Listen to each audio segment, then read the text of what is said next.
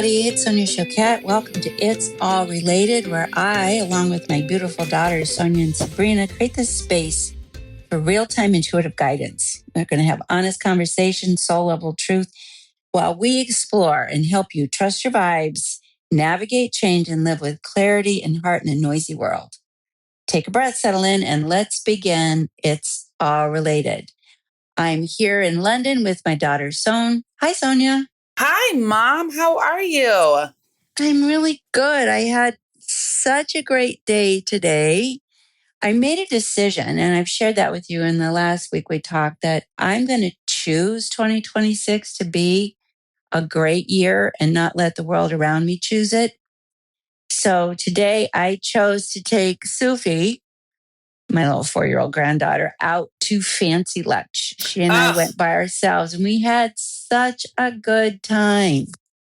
I just love that. I love that. You know, one of the things that I see again and again is how quickly our minds can get stuck in negativity. It's like our ego pet's favorite language. And my favorite way to train myself is by feeding myself with good things, like, for example, going to fancy lunch.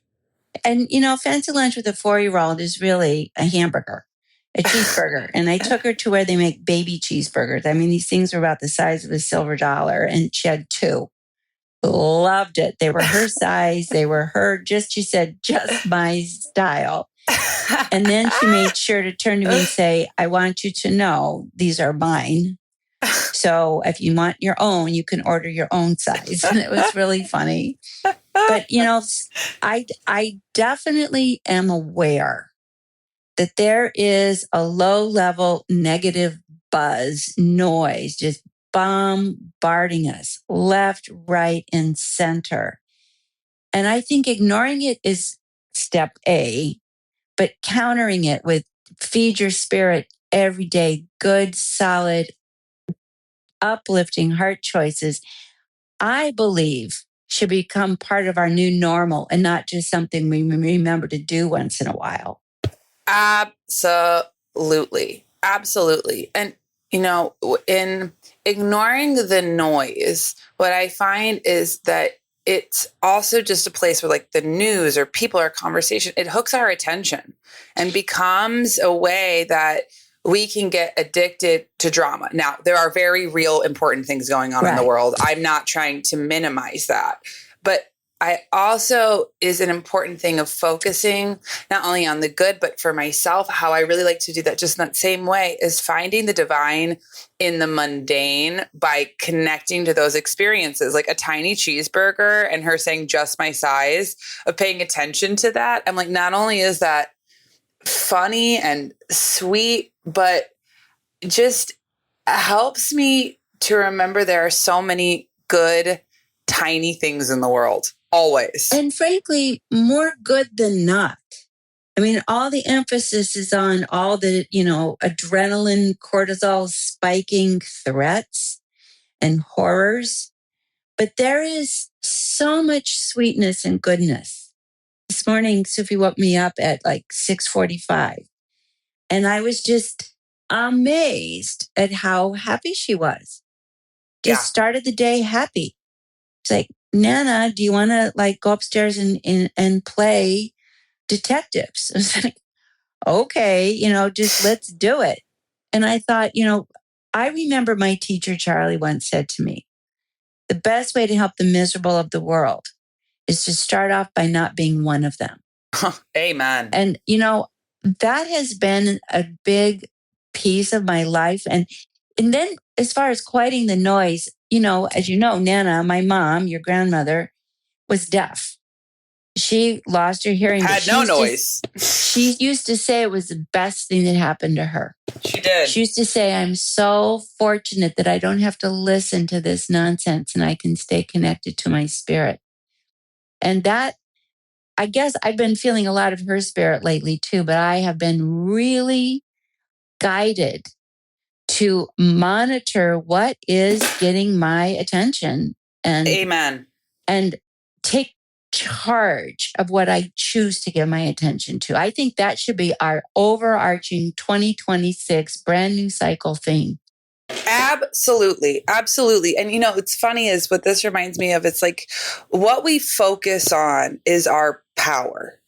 It coupled with intention, it is a magic wand. It is what the lens from which you see the world. So and as intuitive people, and as Anna would say, it's kind of like tuning out the noise of all the blah, blah, blah and connecting to the spirit. But just the other week, I got a ride to the airport from a friend. And I have a friend who I love, basically a family member, but he's got a pretty loud barking dog and is anxious and doesn't always realize that he's a sensitive, anxious person. And how that manifests in conversation is what he shares is negative things that happened, the drama that happened. That's the common communication currency. Right. Totally. So anyway, he was really kind, surprised me, ran into him, and he said, let me give you a ride to the airport. Great. We get in the car, and he had just gotten back from vacation with his fiance, and they had a really beautiful time. So we get in the car and he's like, we had this really lovely time. And one of the choices that I'm making this year is, this is the end of the year, beginning of the year, I have gotten off of social media and I've gotten off of all these different things because I see how much it influences me and how negative I get. And I'm like, amazing. I love this. Great. And so in my mind, I'm like, we're going to have a great conversation in the car. And like I said, he had returned from vacation the prior day. So in my world, as how we talk is like we share all of the good things that happen. In the car ride, the entire car ride was about the one drama at the airport with car return rental that didn't even happen to him. It was just something that he witnessed. And every time we would try and veer. Okay. So basically, I guess they had a car rental return and they were in Mexico and then they wanted to charge a premium for insurance. And, the dad was upset and the family. And I mean, it was just drama. So, all right, we got the story of the funny drama. I'm like, what else? Did you eat good tacos? Did you go swimming? And 1 second of that. And then all of a sudden it was a hard left turn back to the negative. Oh, and I had to laugh because I thought, here you are in your mind, protecting your imagination space, trying to protect your energy, but your intellect is so stuck in a groove that you don't even realize that it's your default. It's the default. That is such a good point. And I'm really mindful. This reminds me again, my mom must really be here today because do you remember when she would go toward the end of her life, one of her favorite things would be to go to the mall in Denver. I was just talking about her. She has been present a lot. I've been talking about her a lot. Walking through the mall, she made friends with everybody in the mall. Everyone. People at the kiosks, people at the shops. She never bought a thing. Celebrity. She just wanted to walk. But I remember clearly every conversation began with, you look so beautiful. Your spirit is so beautiful. Tell me something good. That is how every single conversation, and so many people, now a lot of those people knew her and were ready for that. Yeah. And they were loved to see her. And then they would say, okay, here's a good thing. But she occasionally, someone would say, oh, I'm having a bad day or blah, blah, blah. And she'd tap on her hearing aid and she'd say, I'm sorry. I have to tell you, I'm deaf and I just can't hear negative things. And it was so witty and funny. And they'd look at her and they'd see the hearing aid. And then okay, I'm sorry. And then she'd say, so what's good? And it was such a beautiful, fun way to witness a real unicorn that raised us all, that let us know that, it takes a serious focus. And if anybody had been through hell and back, it was her. She had so many traumas in her life, but it wasn't the station she was parked on. And I do think that if you're on a higher frequency and you focus on the good, you're going to be absolutely guaranteed guided and have so many synchronicities and fun gifts and miracles that I guarantee you she did that. She had that. She gave it to me. I have that, passed it on to you. We can be really positive attraction magnets because of that one habit. Yeah. And it's not, and let's be clear, this is not This blind isn't positivity. This isn't a spiritual, oh, everything is great and blah, blah, blah, blah, blah. It's not that, because that takes away from being real. Exactly. We can be real. Like I even when I am going through it and my pet barking dog, and it's just like when life is hard, because life can be hard. It's hard and it's endings and people disappoint, behave badly. And but that's not all it is. Exactly. And where I think one of the big things that I've had as a framework of living an intuitive life is when we're in it. Like I think about even when I moved here and I had no friends and like my partner was traveling all the time and y'all were confused and my head was confused. And I mean, I was truly in an empty apartment by myself with no friends. I could focus on the negative. But when you live an intuitive life, you're never a victim. You're never a victim. I was never a victim of, oh, all these people are doing these things to me and I have no agency and I have no power. Instead, it was like, this is hard. I go to my heart. My intuition says, my spirit says, you're on the right track. And I could have compassion and humor for how stupid it was. Like just sometimes how stupid the hard things are. Sometimes it's dumb in my head. Especially I think about when the very darkest period, or one of the very darkest periods of my life, is when my brother died, then your grandfather died. 6 weeks later, then the marriage ended, and I walked the Camino de Santiago as I was guided. I didn't even know what it was, and I certainly wasn't a hiker. So I threw myself together and went on this 500 mile. After breaking your knee earlier that year. And just took this hike and had the broken knee and the dumb foot. And I took off because my guidance said, do this. And it was hard, but it was also fabulous. And I think that a lot of people confuse intuition as preventing you from going through the hard stuff. Yeah. And it doesn't. It just guides you through it and helps you get every single gift and opportunity that it brings. And that's the blessing of intuition, is you don't just suffer the hard stuff, you grow through it. You learn, you grow, you expand. I look back on that period now, 12 years later, and it was one of the best. That was one of the best experiences of my life. It was one of the hardest, but it turned a corner for me that led me to the best period of my life. So I think that's another misconception about intuition will sort of bumper you from any pain or difficulty. That is not true. It will certainly alleviate it, relieve it, and bring you a ton of gifts. And it will spare you difficulties that, if you're listening, that you don't have to go through. But soul lessons are difficulties you choose to go through. Hello, my sweet friends. It's Sonia Tully. And here's one thing I know for sure. Your head and your heart are meant to be the best of friends. And when you live life inside out, your head and heart are one. Being an intuitive, connected soul is all about remembering who you are and uncovering your gems.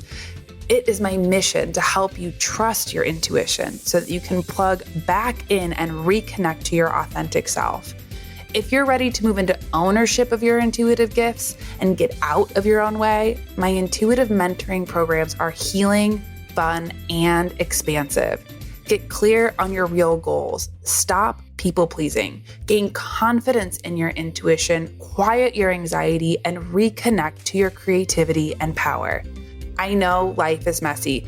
It's messy for me, but in the mess is where we find the magic, and where we're meant to dive in and find our treasures. Being spiritually connected and divinely guided is the best way to deeply love ourselves and move in the world with confidence and ease. There is nothing I love more than helping people live spontaneously and awaken their inner guide. I can't wait to help you come home. Visit my website, soniatully.com, to learn more. And while you're there, download my free guided meditation and workbook so you can harness the power of your intuition and learn about the ways I can work with you so that you'll dance through life with clarity and confidence. Yeah, and that we need to grow.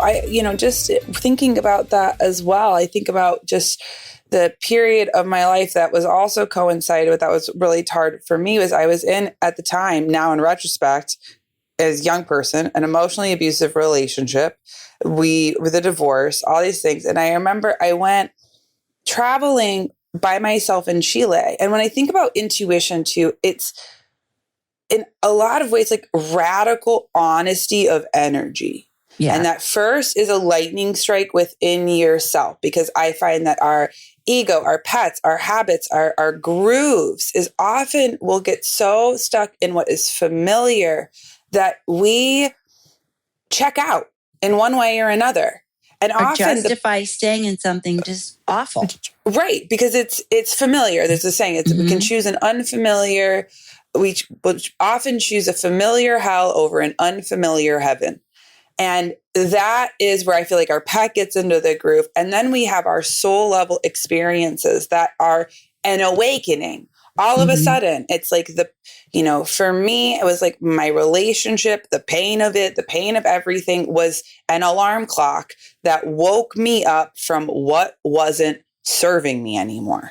And I went by myself to Chile. And I remember at the time, my own pet, as I've joked, Pete, that's what I call my ego intellect barking dog.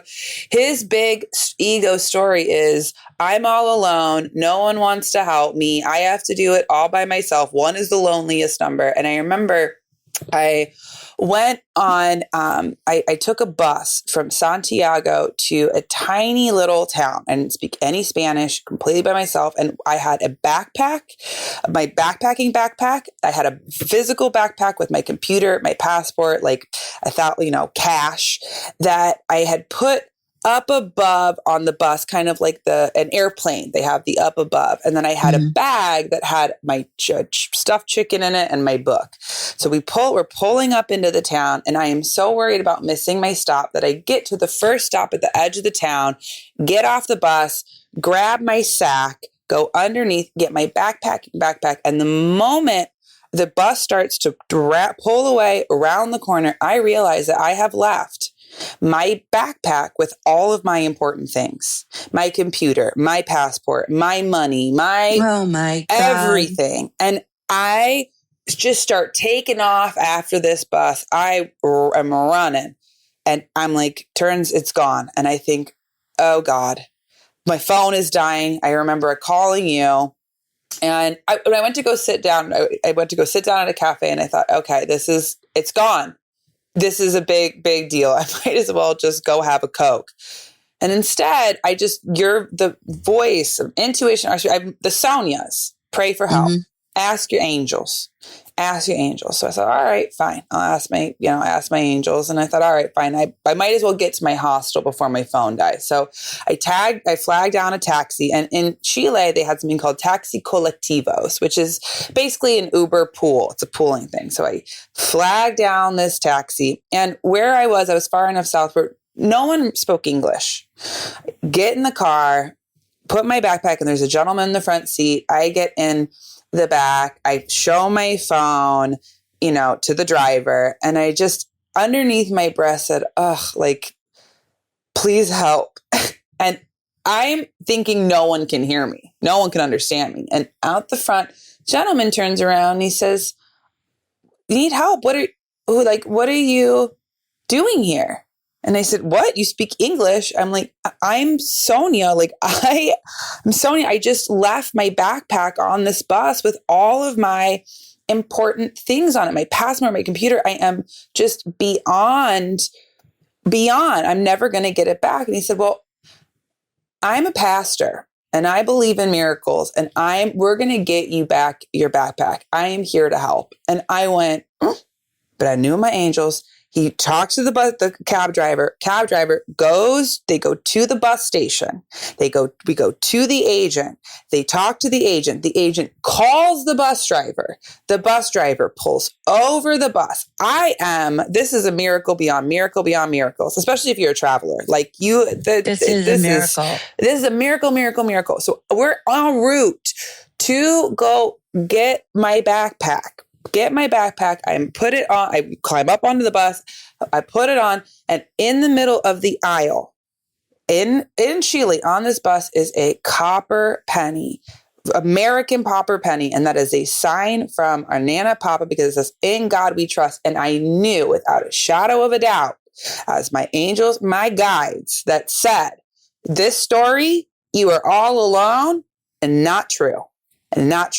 I get back into the cab and I am in tears. I am so grateful. I'm like, I want to give this cab driver all of my money. And the priest says to me, you know, what's so funny is while you were up on the bus, you're chatting, and our driver does not like to pick up multiple people in his car. It is a policy of his that he is a one person, but something in him said, stop.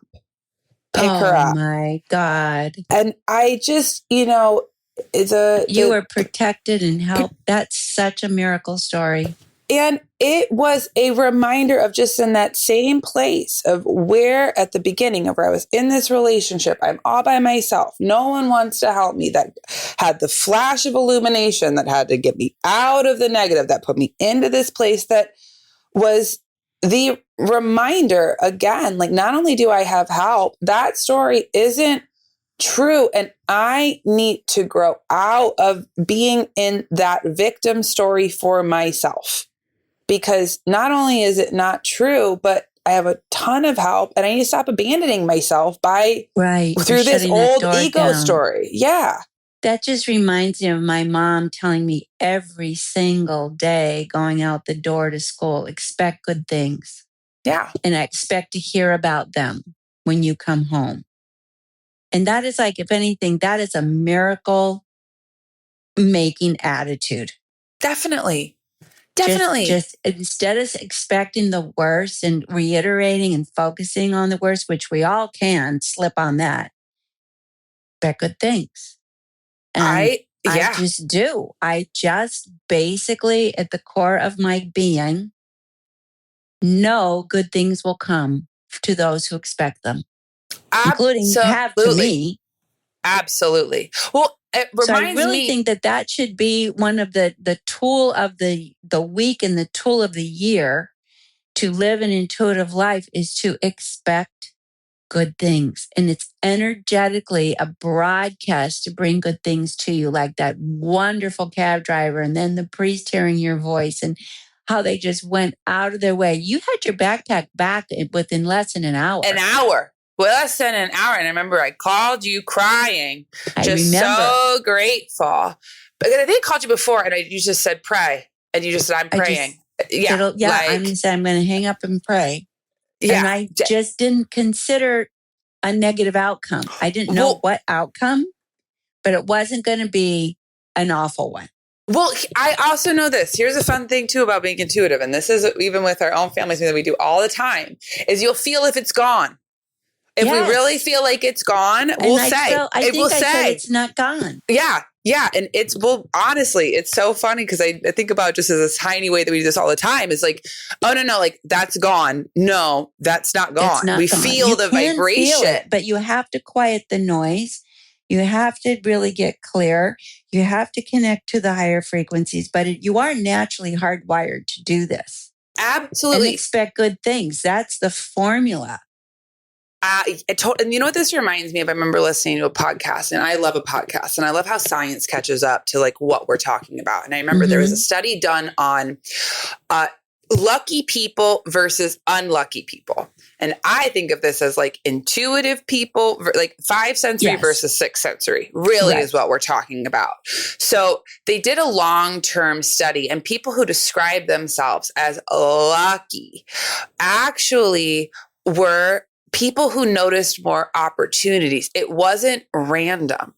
Lucky people were ones who noticed things that other people didn't. So I think they had a newspaper and they asked somebody to count the photos, participants count the photos. And the lucky people were, in reading the photos, who spotted a big message on the paper that said, on page 2, that said, "Stop counting. There are 43 photographs in this newspaper." People who were unlucky missed that giant headline. So it's even around being open, observant. Paying attention, observing, noticing. One of my favorite definitions of intuition is to notice the subtle. Yeah. And obvious, because that's often too. It's the subtle, but it becomes obvious. It becomes obvious once you start noticing it. You notice who's got an open heart. You notice an open door. You notice when something's blocked or something. You just navigate differently. But it is an inside job to become guidable, basically. Oh, for sure. For sure. And that's, it's how we and that's such a big thing when we talk about your lens, even at the beginning, we're talking about I'm having this year be a good year. Decided it's going to be a great year. I just decided in my heart, I know that there is an undertow of negativity that just wants to keep pulling people down. And I am saying every day, even if I wake up at night and have the dreads or I have an anxiety, I just say, "You're not welcome here." I've been saying that out loud. Not welcome here. I have no space for you. Space in this clothes. Not free. No welcome here.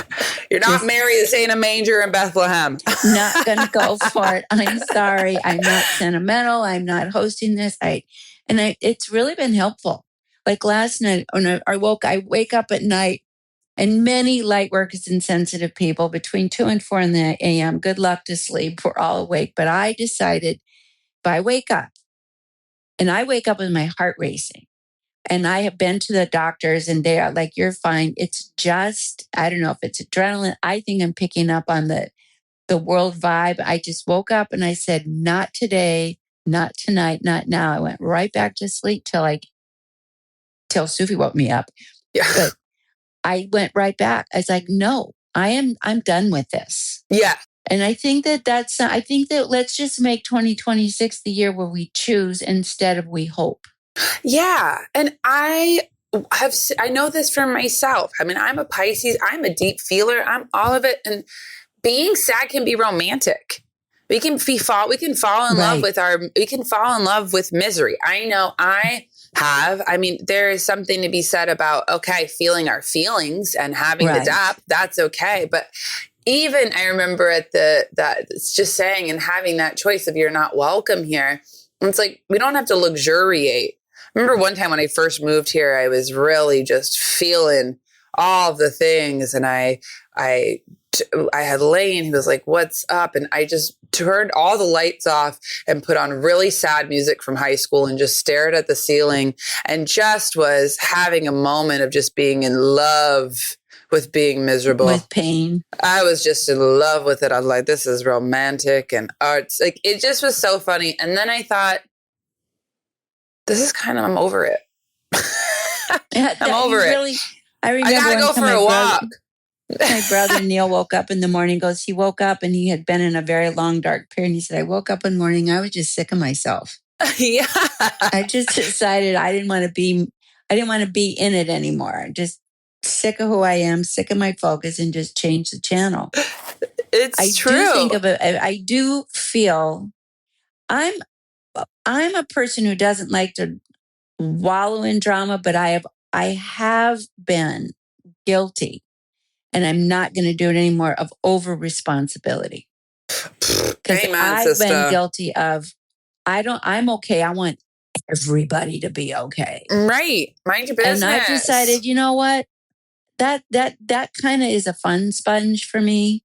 That kind of sucks the joy out of, and really kind of curbs my energy for doing fun things. So I decided this year I'm going to go to June with not needing everybody, not putting it on myself to make it good for everybody.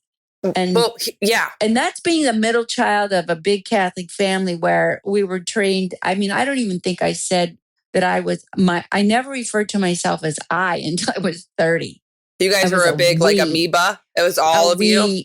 we, everything was a we decision. And so I decided, okay, I've lived long enough for that. Yeah. We're all I can love us, but I don't have to be responsible and make sure all of us are okay. And it's really a big lift of a big frequency that I've hosted that I'm done with. Here's the thing. Guess what? You can't make everybody. You'll never succeed. You'll never succeed. And it's just a matter of I will trust everybody. And I do this with not my family. It's just my family that I want everybody to be okay with. That was kind of the training. And now I've changed it to I know we'll all be okay. That is trusting spirit. It's like our because my barking people dog spirit. This is my.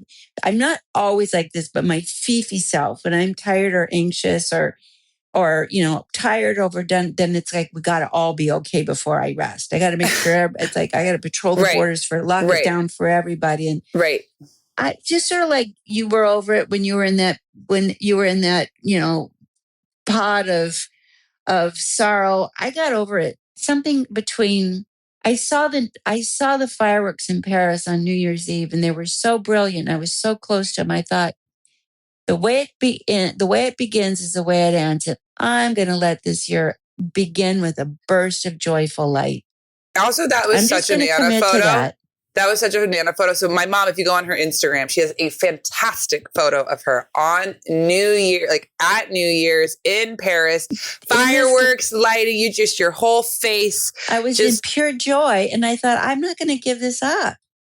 This was a gift. I'm going to put it out there and I'm going to be the joy fairy. That's going to be my But you are. Vibe. If I really think, and when I really see you, and it's interesting to be an adult now and with the next generation, with Sufi, and I get to see you through a different lens of watching you two interact. It's like a step back.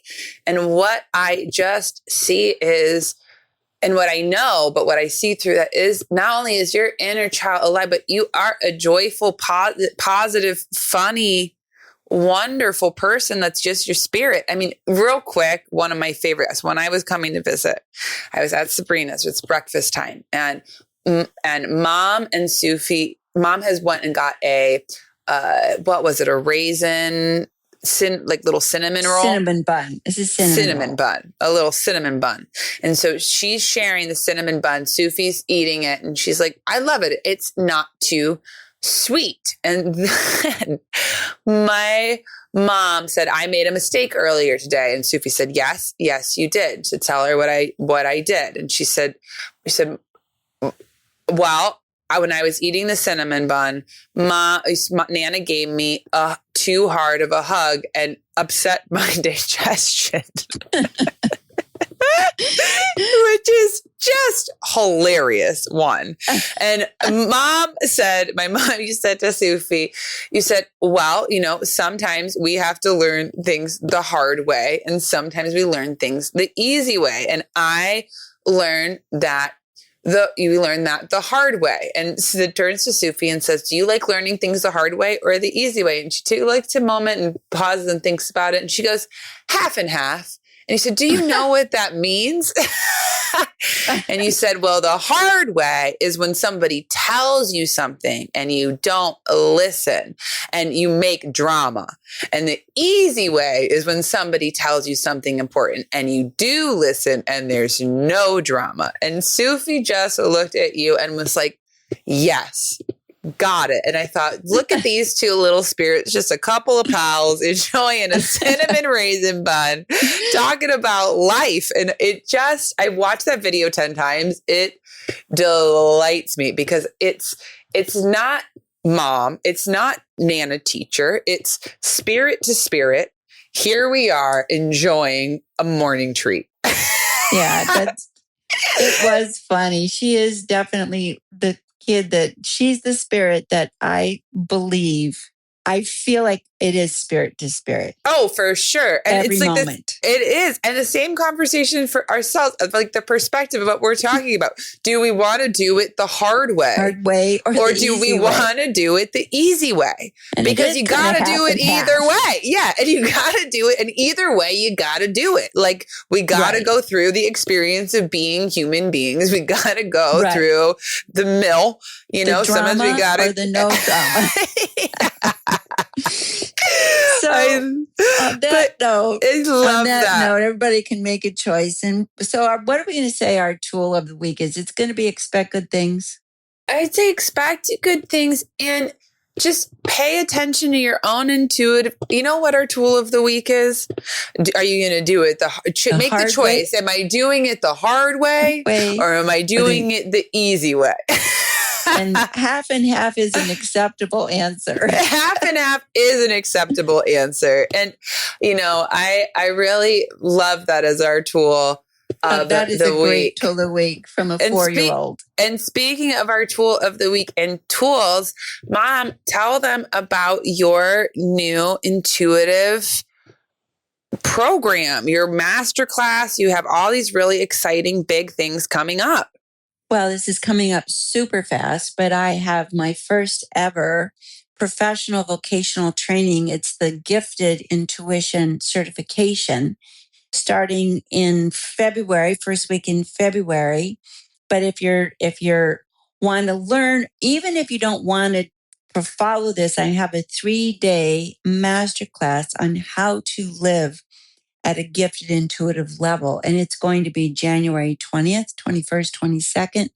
We'll have a link for you to sign up for that. It's in the show notes. Yeah, come to the show notes. Free. It's free. And then from that, it's absolutely free. You'll get wonderful tools. It's an hour each time. And it'll be noon Central, 6 p.m. London time, which is where I am right now. And if you feel called to the path of actually using your guidance to be a guide, because the world really needs guides to normalize intuition as a necessary compass, then you can make that choice then. But just come to the at least to level up your own intuition at a nice masterclass level. So look for the show notes there. And I'm excited to do it. It's just going to be coming right up. So if it's for you, you'll be hearing this and you'll be on it. And I look forward to sharing this with you. What about you, Lenny? What do you have coming up? I mean, I'm excited because I'm going to be I'm going to be helping you with the class. Yeah, I'm you're really sharing this training with me. I am. I'm really excited about that. I'm really excited about that. And aside from that, not much. I'm going to be launching a course later this year, but keep me posted. But in the meantime, you know, I do readings and intuitive mentoring. So if you want to do a deep dive, come to my website, Sonia Choquette. You can book a discovery call or in the show notes. And yeah. Also, just come say hi. Let's just make 2026 the best. The best. We are. It's the best around. And then just to quickly, do we have any question of the week? Yeah. So we have our question of the week. If you want to write us, we love to hear from you. You can write us at It's All Related podcast questions at gmail.com. We absolutely love to hear from you. And our question of the week comes from our beautiful listener, Ariella. Ariella writes, "Hi, Sonia, and Sabrina. Since I was a child, I've soaked up everything I could learn about the unknown. Last year, I found your podcast and look forward to your new episodes." We love you, Ariella. You're so relatable. I've learned about how to tap into my intuition. You're our people. So she said, "Lately, I've been more aware of others' negative words and energy, including my family and coworkers. How do I shine my light and stay neutral while maintaining necessary interactions?" You go first and then I'll follow because I always go first. I love that. We're doing new different things. Well, the first thing I would say, Ariella, is one, feeding your spirit and having your spiritual routine, even if it's just 5 minutes, helps to keep your vibration and frequency high. For myself, I do that with my meditation, with my movement, with, one of the things that feeds my spirit is music. Those things keep me centered in my own frequency. Another tool that I love to use in the morning before I even get out of bed, before my conscious mind really turns on, is put one hand on my heart, one hand on my belly, and just anchor into my own vibration and frequency as the setting the tone for this is my energy. And then when I'm out into the world and, it's like meeting with people who are negative, whatever, first of observe, don't absorb. I know it's my energy. That's yours. I can pay attention and remain neutral without running it through my nervous system. And what I find, especially with like family, as you were talking about earlier, when we're close to people, we can get a lot more affected by people's negativity that can get my pet or my intellect into wanting to fix or manage or take on or overgive as a way to try and be loving instead of, this is my energetic boundary. That's your business. This is mine. So I'll even say, one, I have total confidence, like if somebody's being real negative, that you'll figure it out. Change the subject. Another one that I love to do is you can even just cross your arms over your belly and just kind of even as a way to protect your own energy. And I also find a big tool that I like to do is orient the conversation to what's going on in the present. That is neutral. I can be a guide without having to take it on. I actually have a lot of tools for this. But go ahead. Yeah. What about you? Excellent tools. And I also know that a lot of people just that like you said, they park it in negativity and they want you to belong by joining the band. And it's tempting but you abandon yourself. So I like to use my left and right foot. And the minute the conversation starts going south and gets stuck there, if I'm quiet and listening and it's not getting better, I'll say, excuse me, I forgot. I have to make a call, or excuse me, I have to go to the bathroom, or I'll be right back. And then I just won't come back. I'll just leave. Excuse me. I'm feeling unwell. I am feeling energetically. Your energy. I was watching this funny movie. It's actually intense. And I don't know if it's that funny, but this is a funny scene. It was The War of the Roses, a remake of this movie. It's called The Roses, this version. And they have Kate McKinley in there. She's hilarious, but she's the empath in the group. And she's like, I'm feeling the energy has really taken a dive. And she's so over the top, it makes me laugh. And of course, I would never say that, but you can think it. You can definitely think it and be real ridiculous and maybe find something funny to say or change the subject about something with humor. That's what I always learned. I love a good funny. Yeah. Or just without saying, I got to get away from you guys. Just, oh my God, excuse me, I forgot something. And then don't even say what it was and just leave. Now, I do find the holidays tends to be kind of a whirlpool for this kind of going, down the negativityville train. But otherwise, talk about fun things. Like, I saw the funniest blah, blah, blah. And if they go back to negativity and, this was so wonderful. I ate this wonderful thing at a restaurant, or just go super light, positive, but not feeling based, experience based, not feeling based. I went for the greatest walk in the woods. It smelled so good. I had the best ice cream sundae of my life. They experience based, not feeling based, usually can get some negativity out of the room. I love that. And, and just staying neutral, my other big tool, just breathe. Just remind yourself to just keep breathing. And if you look at something and just take some deep breaths, that's a super simple tool of saying that. I love that. I love all of these. And I love you, Mom.